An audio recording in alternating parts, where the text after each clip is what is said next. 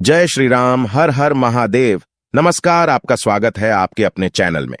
दोस्तों, वीडियो शुरू करने से पहले आपसे अनुरोध है कि चैनल को सब्सक्राइब कर ले और नोटिफिकेशन की घंटी को दबा ले, ताकि जब भी हम कोई जानकारी भरी वीडियो डाले तो आपको उसकी जानकारी मिल सके। दोस्तों, इस बसंत पंचमी पर घर पर यह चीज जरूर लेकर आए। मां सरस्वती की कृपा से घर में इतनी विद्या बरसेगी, घर में इतना सुख बरसेगा, इतना धन बचेगा कि आप संभाल नहीं पाएंगे। और इस दिन मोर पंख का यह एक उपाय जरूर करें, ताकि तरक्की और सफलता की आपकी कामना पूरी हो जाए। विद्यादात्री मां सरस्वती की आराधना का पर्व वसंत पंचमी 14 फरवरी को मनाया जाएगा। देवी सरस्वती का जन्म बसंत पंचमी को हुआ था, इसलिए इस दिन उनकी पूजा की जाती है और साथ ही इस दिन को लक्ष्मी जी का जन्मदिन भी माना जाता है। इसलिए इस तिथि को श्री पंचमी भी कहते हैं। अगर आप अपने घर में मोरपंख को उसके निश्चित स्थान और दिशा में रखते हैं तो यह घर के अंदर की नकारात्मक ऊर्जा को खत्म कर देता है। मोरपंख घर में रखने के बहुत से फायदे हैं, लेकिन धन संपत्ति के आकर्षण के लिए इसका सबसे अधिक उपयोग किया जाता है। अगर आपके घर में पैसे की तंगी है, धन का खर्च अधिक होता है, घर में पैसा नहीं आता है, तो आप अपने घर पर मोरपंख जरूर लेकर आए और उसे सही दिशा में स्थापित करें। यह निश्चित ही आपके धन में वृद्धि करेगा। वास्तुशास्त्र में घर में कितने मोरपंख रखने चाहिए, इसका रहस्य भी बताया है। आइए जान लेते हैं मोरपंख से जुड़े महत्वपूर्ण वास्तु नियम। दोस्तों, सबसे पहले हम जानते हैं मोरपंख के धार्मिक महत्व के बारे में। हमारे प्राचीन शास्त्रों में मोरपंख को इतना महत्व क्यों दिया जाता है? दोस्तों, हमारे प्राचीन पुराणों में मोरपंख को एक चमत्कारिक यंत्र माना गया है। इसका प्रयोग कई प्रकार की तांत्रिक क्रियाओं में भी किया जाता रहा है। तंत्र साधना में इसका प्रयोग करके सम्मोहन, शत्रुनाश तथा बुरी शक्तियों को नष्ट किया जाता था। इसके अलावा ज्योतिष विद्या में भी मोरपंख का प्रयोग किया जाता है। ज्योतिष शास्त्र में मोरपंख से जुड़े उपाय भी बताए गए हैं। आयुर्वेद आदि ग्रंथों में विभिन्न व्याधियों तथा रोगों को नष्ट करने में भी मोरपंख सहायक होता है। मोरपंख घर से बुरी शक्तियों को दूर तो रखता ही है, साथ ही साथ विषैले जानवर मोरपंख के भय से घर में प्रवेश नहीं करते हैं। इसीलिए वन में निवास करने वाले लोग इसे अपने घर के पास रखते थे। जिस स्थान पर भी मोरपंख होता है, वहां पर 9 ग्रहों का अशुभ प्रभाव नहीं पड़ता है। दोस्तों, केवल आर्षि मुनि और देवता ही नहीं, बल्कि भगवान श्री कृष्ण भी मोर की प्रशंसा करते हैं। भगवान श्री कृष्ण ने मोर की श्रेष्ठता का वर्णन किया है और उन्होंने मोर के पंख को अपने मुकुट में धारण करके मोर के श्रेष्ठ होने का प्रमाण भी दिया है। मोर पंख के बिना भगवान श्री कृष्ण कहीं पर भी नहीं जाते। श्री कृष्ण कहते हैं, मोर शांति और प्रेम का प्रतीक है। मोर सुख समृद्धि का भी प्रतीक है। मोर का पंख मनुष्य की हर प्रकार की नकारात्मक शक्ति से रक्षा करता है। दोस्तों, मोर को विविध देवी देवताओं के प्रतीक के रूप में पुराणों में दिखाया गया है। मां लक्ष्मी देवी, सरस्वती, भगवान श्री गणेश, भगवान कार्तिकेय जी, ऐसे अनेक देवी देवताओं का संबंध मोर से जोड़कर दिखाया जाता है। मां लक्ष्मी धन संपत्ति ऐश्वर्य प्रदान करने वाली देवी है। मां लक्ष्मी को मोर पंख अत्यंत प्रिय है। मां लक्ष्मी के पास मोर पंख रखने से माता प्रसन्न होती है। माता सरस्वती का वाहन मोर है, इसीलिए विद्यार्थियों को अपने पास मोरपंख अवश्य रखना चाहिए। यदि आप घर में बांसुरी में मोरपंख डालकर अपने घर में रखते हैं तो इससे परिवार में सुख शांति का वातावरण निर्माण होता है। दोस्तों, हमारा घर एक मंदिर की तरह होता है। अगर इसमें रहने वाले सदस्य रोज आपस में झगड़ा करने लगे तो यह मंदिर कम, युद्ध का मैदान अधिक लगने लगता है। घर में क्लेश और झगड़े होने के कई कारण हो सकते हैं, लेकिन सबसे बड़ा कारण होता है घर में नकारात्मक ऊर्जा का प्रवेश करना। लेकिन हमारे घर में यह नकारात्मक ऊर्जा आखिर कहां से प्रवेश करती है और इस नकारात्मक ऊर्जा को दूर करने के लिए कौन से उपाय करने चाहिए? वास्तुशास्त्र के अनुसार प्रत्येक घर में नकारात्मक ऊर्जा फैलाने वाली चीजें मौजूद होती है। इन वस्तुओं के बिना हमारा घर चल नहीं पाता है। इन वस्तुओं को तो हम घर से बाहर नहीं निकाल सकते हैं, लेकिन उस नकारात्मक ऊर्जा को अवश्य बाहर निकाल सकते हैं। इसके लिए हमें मोर पंख का प्रयोग करना चाहिए। आप मोर पंख ले और उसे अपने घर के मुख्य द्वार के पास हवा में जोर जोर से हिलाएं।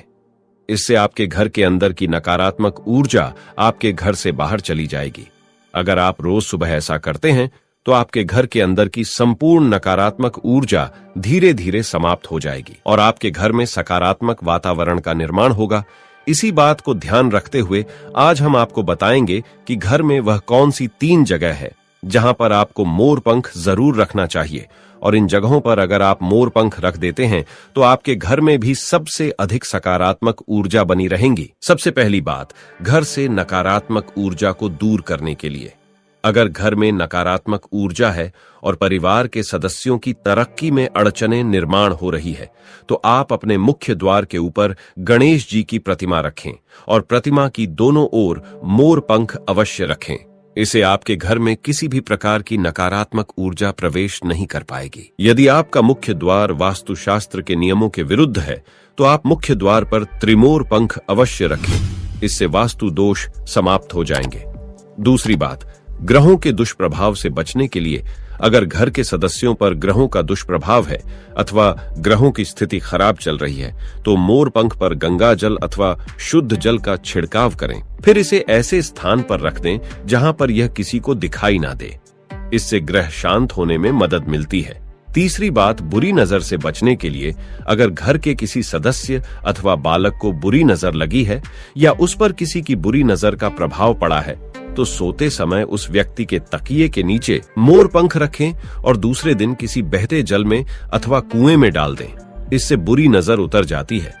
चौथी बात, पढ़ाई में मन नहीं लगता है। अगर घर के विद्यार्थियों का पढ़ाई में मन नहीं लगता है, उनकी याददाश्त कमजोर है, पढ़ाई करते समय बार बार नींद आती है, तो विद्यार्थियों को मां सरस्वती के सामने मोर पंख रखकर दूसरे दिन उस मोर पंख को अपनी किताबों में रखना चाहिए। इससे विद्यार्थियों में एकाग्रता बढ़ेगी और मां सरस्वती की कृपा बनी रहेगी। पांचवा उपाय, दुष्ट शत्रुओं से छुटकारा पाने के लिए अगर कोई शत्रु जानबूझकर आपको परेशान कर रहा है और बार बार आपको नुकसान पहुंचाने का प्रयास करता है तो मंगलवार के दिन हनुमान जी की मस्तक का सिंदूर मोर पंख पर लगाए और सुबह के समय बिना नहाए ही इसे बहते हुए जल प्रवाह कुएं में डाल दें। इससे शत्रुओं से छुटकारा मिलता है। छठी बात, मनवांछित फल प्राप्ति के लिए अगर मन की कोई इच्छा अधूरी है, कई दिनों तक कोशिश करने के पश्चात भी मनवांछित फल प्राप्त नहीं होता है और कार्यों में बार बार रुकावट आ रही है, तो आप राधा कृष्ण के मंदिर में जाकर भगवान श्री कृष्ण को मोर पंख चढ़ाएं अथवा घर में ही श्री कृष्ण की मूर्ति पर मोर पंख लगाएं और अपनी इच्छा उनके सामने प्रकट करें। सातवीं बात, अगर पति पत्नी के बीच तनाव हो, अगर घर के अंदर क्लेश है, पति पत्नी के बीच बार बार झगड़े होते हैं और आपसी प्रेम कम होने लगा है, तो उनके बेडरूम में दक्षिण पूर्व की दिशा में मोर पंख रख देना चाहिए। ऐसे दोनों के बीच में प्रेम बढ़ेगा और आपसी मनमुटाव कम होगा। आठवां उपाय, धन में वृद्धि के लिए अगर धन की कमी है, अचानक धन खर्च हो जाता है, तो घर में तिजोरी अवश्य बनाएं। तिजोरी रखते समय ध्यान रहे तिजोरी को पश्चिम की दीवार पर सटाकर रखें और उसका मुख पूर्व दिशा की ओर हो। इससे देवराज की कृपा दृष्टि बनी रहेगी। साथ ही महालक्ष्मी की पूजा में मोर पंख रखकर उसे तिजोरी में रखें। इससे घर में सुख समृद्धि आती है और धन की कमी महसूस नहीं होती है। यदि धन की समस्या आ रही है तो घर के अग्निकोण में अर्थात दक्षिण पूर्व दिशा में अपनी कमर से ऊपर कंधे की ऊंचाई पर 2 मोर पंख शुक्ल पक्ष में लगाएं। जल्दी ही धन प्राप्ति के नए अवसर प्राप्त होने लगेंगे। 9वां उपाय, आप किसी भी शुभ दिन मोर का एक पंख लेकर घर के किसी ऐसे स्थान पर रखें जहां पर आने जाने वाले लोगों की नजर सबसे ज्यादा पड़ती है। असल में मोर का पंख नकारात्मक ऊर्जा को अवशोषित करता है, इसलिए आपको इसको ऐसे स्थान पर लगाना चाहिए जहां यह सभी को नजर आए। मोर के पंख का यह उपाय न सिर्फ आपको बल्कि आपके घर के सदस्यों के जीवन में भी सुख और समृद्धि जरूर लेकर आएगा। तो दोस्तों, उम्मीद है आपको यह जानकारी अच्छी लगी होगी। वीडियो को लाइक जरूर करें और कमेंट में सच्चे दिल से जय श्री कृष्ण और जय मां लक्ष्मी अवश्य। अगर आपको ये जानकारी पसंद आई तो वीडियो को लाइक जरूर करें। साथ ही कमेंट में जय श्री राम हर हर महादेव लिखना ना भूलें। ऐसी महत्वपूर्ण जानकारी वाले वीडियो देखने के लिए चैनल को सब्सक्राइब करें। धन्यवाद।